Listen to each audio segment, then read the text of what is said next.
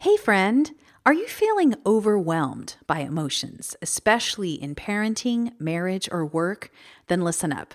I love helping women learn and implement powerful emotional management tools in a small group environment so they can handle everyday feelings with more calm, more clarity, and more confidence. It's called the Emotional Confidence Club. And right now, we're open to new members. If you're ready for more peace and less stress in your life, apply now for the Emotional Confidence Club at aliciamichelle.com/club.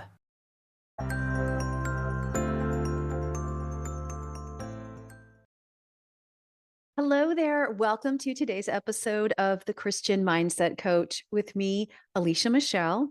Today, we're talking about emotions in social media. How does social media affect our emotions in terms of what does it stir up in us?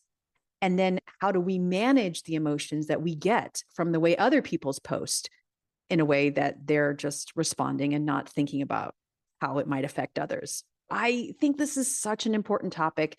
I wanted to cover it from two different angles because I think both of these angles are important. I wanted to bring in another voice to this conversation, and that is my friend, Dr. Jen Bennett. We met online, ironically, but we have met in person several times. We even traveled together. She was the friend I went with last summer to Italy. We are in each other's lives, leaving messages all the time, praying for each other. She's a wonderful woman of God. But the reason why I tapped her on the shoulder for this discussion was because she's a professor of entrepreneurship at a Christian university and is teaching tomorrow's leaders about how to interact in the workplace. And this is an area that comes up all the time for her and her students. She is working with teens and young adults who are dealing with the ramifications of social media. And for many of them, this is all they've ever known. She has an opportunity to speak to them about how to guide their journey on social. So let me share a little bit more about my friend Jen. Dr. Jen Bennett is an associate professor of entrepreneurship at Indiana Wesleyan University, where she equips students to see entrepreneurship as a calling, integrating faith and business to create lasting impact. With over 20 years of experience in ministry, education, and leadership, she fosters innovation, strategic thinking, and hands on learning, bridging the gap between academia and marketplace leadership. She really is that awesome. I promise you, friends. It sounds like a really fancy description of her, and she is every bit of that. So here is that conversation with me and Dr. Jen. Hey, Jen. Hi. How are you? So good. I am so excited to be here with you today. Yes. Okay. So, friends, this is my friend, Dr. Jen Bennett. Jen, welcome to the show. Thank you so much. We're talking about social media today and emotions in social media. And I thought you'd be the perfect person to talk to about this for two reasons. First, you are a professor of entrepreneurship at two Christian universities, and you deal with all things entrepreneurship, one of them being mindset and how we want to present ourselves in business. So I wanted to get your take on how you're helping students, these future business leaders, learn about how they want to show up in business. We'll talk about that. But also, you've had some really interesting experiences on your own social media feed of sharing things and getting some unusually emotional responses from people. Can you share more about that? Social media is an interesting place. I truly believe that when it comes to how we interact on social media, whether we are posting or commenting, we have to be extremely careful and mindful that we don't fall for the lie that just because we're behind a screen, Mhm. we can say whatever we want. Our words, no matter where they are spoken, typed, platform shared, wherever, they carry weight. Right. And the way we say things online, the words we use can impact people in a positive or negative way. Recently, do you remember, Alicia, when all the news was about TikTok and how TikTok was going to shut down? Yes. So I posted a post that was along the lines of how much better would life be if we just didn't have social media? Because sometimes I question, I wonder about that. I wasn't making this grand statement. I was simply sharing a thought like, how much better could life be if maybe we didn't have to navigate and deal with social media all the time. I shared in my post that I avoid TikTok because I actually prefer Facebook, Instagram, and LinkedIn, where really LinkedIn is becoming my favorite platform. And I had mentioned that maybe having less noise, fewer distractions, and fewer opinions could actually be a really good thing for our lives. Here's the thing, Alicia, I never imagined that this innocent post would stir up such strong reactions. And I think back to one particular comment that stood out. And the comment basically said, that's simply the opinion from a very small and limited perspective of what TikTok really is and the impact it has. And I remember reading that and being like, wait a minute, is this individual saying that I have a small and limited perspective? Curiously, I responded and I asked this person straight up. I said, are you saying that my perspective is small and limited? The reply was a pretty much Oh, like that completely caught me off guard, Alicia. Like here was someone that doesn't know me, mm, has never engaged with my post before, yeah. and all of a sudden this person is jumping in to this conversation, labeling my perspective as small and limited. Another surprising part was that someone that I do know, but who rarely comments on my posts, chimed in asking me to clarify my intentions and goals behind the post. This is a really Huh. clear example of how our online interactions can take a tone that maybe we would not use in a face to face conversation, Yeah. or words that we would not use in a face to face conversation. I don't Yeah. think I've ever had anybody say to me face to face, you have a small and limited perspective. Whew.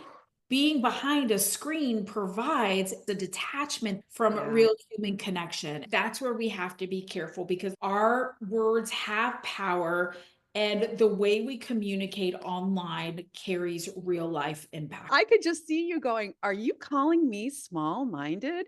This Right. quiet, lovely woman, Jen, can turn Oh into a pit bull man. in a second. It's interesting that people feel that extra freedom. We're in a point in culture where we've never had something like social media before. So I'm just curious, how did this come about? What changed in society that we suddenly think it's cool to go to some random person and just Yeah. say whatever we want to them? Honestly, I really don't know, Alicia. I don't know where this has stemmed from because people feel safer behind a screen Right. and they feel like they can just share whatever without any real consequences. Or is it that people don't actually think through beforehand what they're saying and how it can impact the life of somebody? We just don't think ahead of time that yes, our written words can greatly impact the people on the other side of that screen in a positive or negative way. And here's the thing, I never want to be the one who impacts somebody in a negative way to where I Right. read something and it just causes them to spiral even more Right. or Right. question their worth or Yes. identity. I never want to be that person. People have found social media to be these platforms where anything and everything goes. It's kind of the Yeah. Wild West. There's not a Right? lot of rules. I think there is so much frustration in general in society and not a lot of outlets for it. So people maybe feel like, well, let me speak up in this forum. Before we had communication with people we knew face to face, could interact with on a daily basis. That's changed. And so we're kind of in this Wild West, for lack of a better term. We're figuring it out. But we have to, like you said, especially as believers, we don't want to create an impression where we're causing negativity and things that are divisive. We want to stand for truth, which can be Yes. divisive. I mean, that's the reality. You need to be divisive for truth, but it's always that question of how can we monitor what we're saying in a Yeah. loving way that's guiding people towards the gospel, not Right. dividing them from it. We've become a very reactive society. We no longer step back and think through a situation or Yeah. words. Instead, we just immediately react and spew out Uh-huh. whatever it is we're thinking. There's been multiple times in my life where I've started to post something and then I'm like, delete, delete, delete. When I give myself time to think about it, I'm like, do I really Mm. want this to be out there? How will this reflect not only me, Yeah. but the God that I serve too? Yeah. People know that I'm a Christ follower. So, Yeah. how am I representing Him? And is this even a conversation I need to be a part of? And that's one of the things Mm. I share with my college students all the time is we don't have to be a part of every single conversation. We just don't. Yes. And so Right. again, how can we not be reactive? Hey there, it's Alicia. Do you love the science and scripture based tools that we talk about here on the show, but want some accountability and practical help applying these principles to your life? Well, then you're invited to apply for the Emotional Confidence Club. I like to think of the club as the lab where we implement the tools that we talk about here and in my book, Emotional Confidence.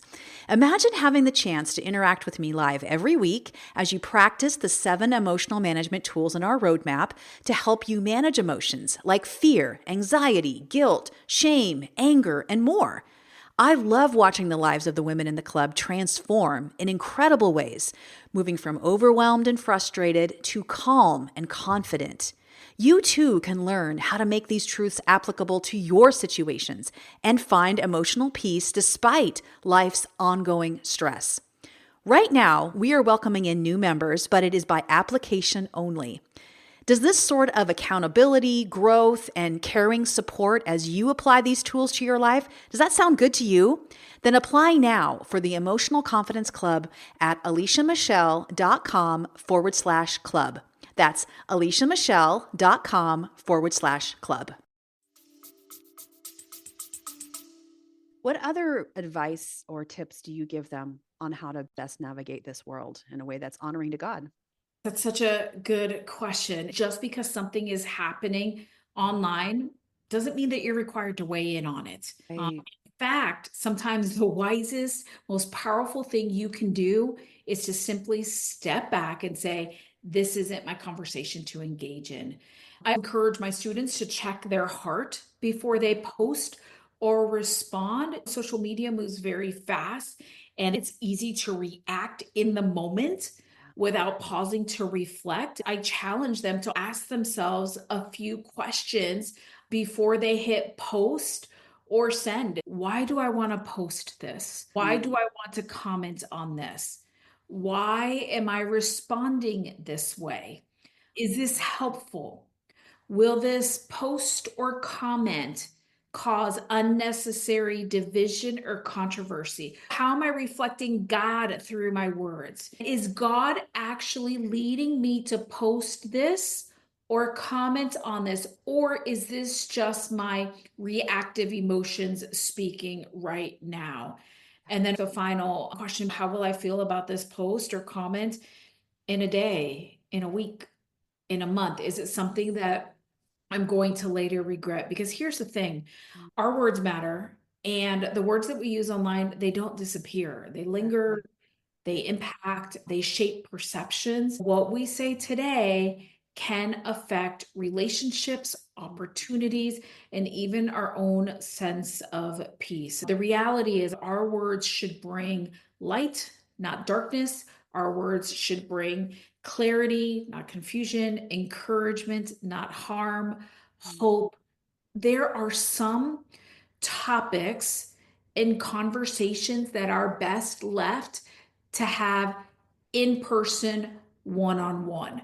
For And Yeah. so we have to navigate that. Those are really important. It reminds me of the conversations we have with the teens that live in our house. Sometimes we'll hear a story on the news of somebody who said some random comment at a game Right? somewhere or posted some crazy picture, or somebody finds a picture of them from 10 years ago and they're now in this role of prominence. And people are like, hmm, what does that mean? Or they lose a Right. job or they lose a contract. And so we're always trying to encourage our teens, like, you need to remember Yes. everything you post has a digital footprint. It does not go away. Right. Can you stand behind it? I think your advice to just stop and breathe and let the emotion go by and Right. ask God, is this really what I want to be a part of? That's very wise. Well, Jen, thank you so much for this. I appreciate your words. I appreciate your friendship. So thank you for Hey, the. thank you. This was great. I so appreciate you, Alicia. Now that we've had a chance to hear from Dr. Jen and her thoughts on how she interacts on social media and encourages her students on healthy ways to deal with social media, I wanted to share some interactions I had when I brought this topic up inside of my own membership, the Emotional Confidence Club. This is a group of ladies I have known for a long time. I've worked with many of them in various coaching programs. It's fun to be around clients like that because many of them know each other and they've worked with me long enough to be real. It was fun to bring this discussion up in terms of how can we deal with the emotions that come up with social media and get some of their responses. I wanted to have that discussion with them before I recorded this episode. So I'm going to share some of the insights that they had, and I'm going to also give you some of the things that I shared with them as some kind of guidelines that I personally use on social. I love this phrase that one of the ladies shared. She called it keyboard courage when people feel like they can just say anything. Now, maybe that's an actual real term. I think that is a very accurate assessment of what it's like for some folks who feel like they could never say this on a Sunday morning to a friend, but they'll write all kinds of words on social. It is good to speak up for truth when truth needs to be spoken. Of course, we know there are negative consequences to that. And social can also bring about great things, which sometimes we forget about. There is connection that happens, that little note of encouragement you get from someone, a scripture they remind you of. Maybe you have a DM conversation with someone who prays for you regularly, or you use social to encourage others. I think there has been some good that has happened, and we need to recognize that. In this conversation with the ladies, we talked about the desensitization of people overall. That can be from social, television, the internet, and all the things impacting our culture right now. There are certain character traits we're losing in society because of it. These are character traits that help us connect as humans, help us find that emotional connection that we're all so desperate for. A few episodes ago, we talked to Becky Harling about loneliness and how there is this huge loneliness epidemic. The Surgeon General put out that warning several years ago that it is a health crisis in our nation. These are some ways that these character traits are being lost in our society that are we definitely can see as a result of things like social media. Compassion, just a compassion for other people who are different than us or who are maybe in a different part of their journey. We'll just say it like that. Kindness, people who maybe aren't as empathetic. Social has made it challenging to hold someone else's opinion without labeling it as wrong. There's also this thing where we're not having true connection. People are posting to feel heard, but what they're getting are quick fixes like, oh, you just need to XYZ. And what we really need, which is harder and takes more time, is to be heard. Just someone to sit down and have coffee with you and be like, wow, that's really hard. Versus coming up with some quippy phrase, Christianese to comfort them that they might find on social. It's a lot easier to just dole that out on social, isn't it? Than to actually have an intimate, real conversation with someone who's hurting. We talked about the idea that social media can create this highlight reel effect where people only see the best parts of someone else's life. This affects comparison, our feelings of self-worth, emotional health. I'm going to share some questions in a minute to help guide in keeping social media posting in a way where I am honoring other people's feelings in a way that it's not going to hurt or evoke things. It's still going to, because anyone can be triggered by anything. I want to share specifically around comparison and self-worth and emotional health. A lady in this group shared that her daughter is in soccer and does really well. She has felt weird about posting because even though she's a very proud mom and her daughter has supernatural skills to play sports in this way, and she's now works her tail off to do well. This is why she's winning and getting all these accolades and playing on all these big teams. She was afraid it would come across as braggadocious and that she could hurt some other people. She's like, I just have this ongoing discussion in my head. Should I post about this? Should I not? What would this person say? I don't think there's a right or wrong answer. I think it's really a situation by situation basis. It's hard, but all of us come to that place if we're trying to be aware of how we present ourselves on social. I'll give you an example. Last fall, my book, Emotional Confidence, came out, and I had something, well, first, the fact that, again, as I shared in the group, I have a weird job. I am blessed to be able to do things and meet people that not everybody gets to do. This is a gift from God to be able to do what I do, even things like getting a book contract. I have friends who have been trying for years to get a book contract. And so I've been in that other side of it before it happened to me, where it's like you see someone and you're just like, oh, great. Well, that didn't happen for me. So how does that make me feel? Right. So already I feel like I don't want to brag about it. I want to share because truly all of this has happened in God's time in my life. And it is God's blessing and his gift that it has happened the way it has.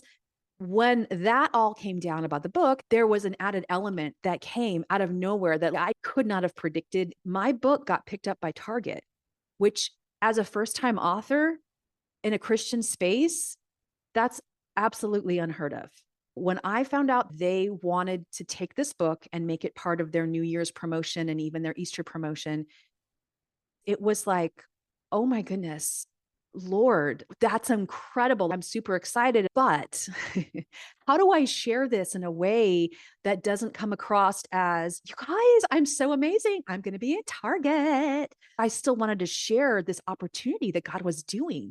It took me a couple of days to really think about how I wanted to write this post. If you want to see the post, it's still on my Instagram, and the top 3 posts, they're the pinned posts. I'll leave that up for a while so you guys can check it out. I think I even started off by saying, I really want you to hear this in the right frame of mind. This is not about how great Alicia is. This is our amazing God who is opening doors and healing hearts. What an opportunity. I'm so grateful.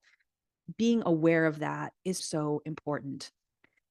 As I promised, let me share 4 questions that I personally ask when I'm posting, and I'm praying that they are a guideline for you. I would love to hear any questions you have or ways that you help yourself as you're trying to be conscientious of other people's emotions online.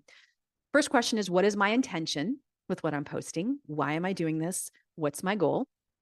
Second question is what I'm saying potentially hurtful to someone else? And that's a tricky one because realistically, anything could be potentially hurtful. We're in a society where everyone is hurt by everyone right now, and we're super sensitive. But is what I'm saying hurtful? And how can I couch it in a way that potentially would not be as hurtful, which is what I had to do with the Target thing I just shared. Number 3, is it edifying to the body of Christ overall? There was a post that I was going to write related to aging. I thought, this is interesting, but is this really helpful? And will it just be controversial? And is it what I want to represent myself with online? So I decided not to post it. I think that we have to make those calls because I just felt like it wasn't edifying to the body of Christ. And number 4, is it necessary? So again, like one of the ladies in the Emotional Confidence Club works as a school counselor, laughed when I read these questions to them because she said, especially that last question, it sounds like what we have to teach our elementary school students. You might see your friend wearing that red sweater and you might think it's not very nice or not very pretty, but do you have to tell them that the sweater is ugly? It's not necessary. Right. That's exactly what we're doing. We're trying to educate people on a kindergarten level. Exactly what we're trying to say here. Those 4 questions are helpful as a guideline. I would love to hear any questions that you might ask yourself to help. And then if we do get triggered, we can use the ADD model to help us work through what we're feeling. If you're not familiar with ADD, ADD is the model that I teach as an emotional management tool to help us partner with the Lord to use our mind, our whole body together to help us work through what we're feeling. We're not pushing it down, but coming up with a wise response that honors God. And again, I talk a lot about ADD. The entire book of Emotional Confidence is about ADD itself. A is acknowledge. When we're in this situation, we're just recognizing that we feel hurt, that we feel misunderstood, or that we feel frustrated, that what someone said, it's plausible that why I feel so slighted, or I feel offended, or I feel shut down or unseen, whatever the emotion is, it makes sense why I'm feeling like this. So that's acknowledge. The second step is to discern. So asking, is it true? Or saying, it's true that this, but it's not true that this. So is the comment truly about you, this comment that you heard, or is it more about that person and what they're trying to communicate? Is there truth in this person's words, or is it an attack? What is it?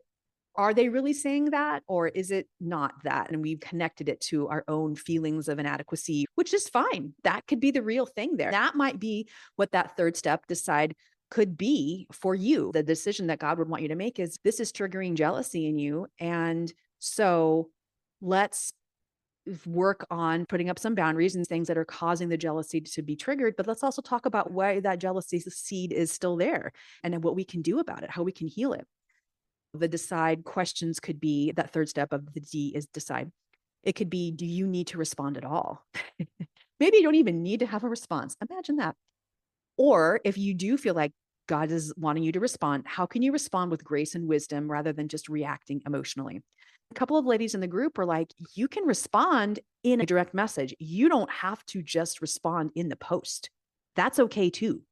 So sometimes taking that comment and putting it in less public format, if your intention really is to help this person, or if you're thinking, well, that might call them out, or feel like maybe you want to share your side of the story on it, but it doesn't need to be shared with everybody, consider how a DM can be helpful in that. A really important part of being a human living in the time frame that we live, it all starts with this main life skill.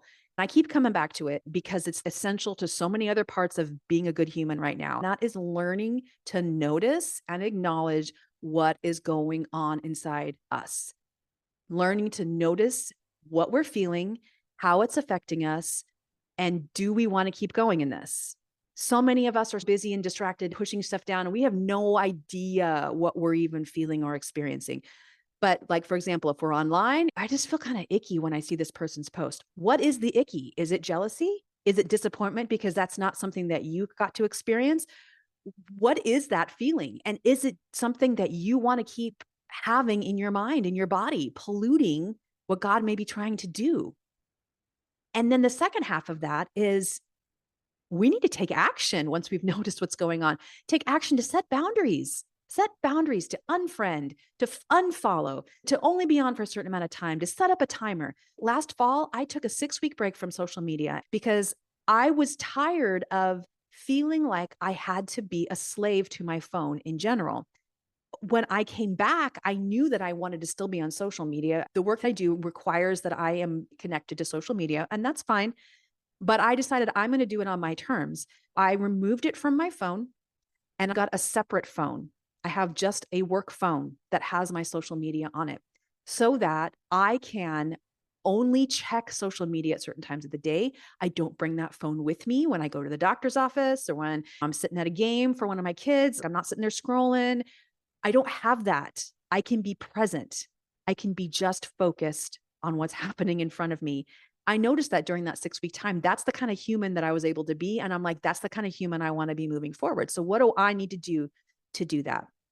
I hope that these tips, this conversation was helpful for you today. I really do think we need to be talking about how social media is affecting our emotions. So let's continue this conversation on social media, of all things. Instagram is a great way to get a hold of me. Facebook too. Send me a DM, write a comment in one of the posts. I respond to all the comments that I get, and I would love to have a conversation with you on that. You can find me on Instagram at Alicia Michelle Coach and on Facebook at the Alicia Michelle Coach. Take care. I'll see you back here for next week's episode. Thanks for joining me today. For full show notes and helpful next step resources, visit aliciamichelle.com. And if you enjoyed this episode, I'd be honored if you would leave a 5-star rating and review. Thanks for being here. I'll see you next week.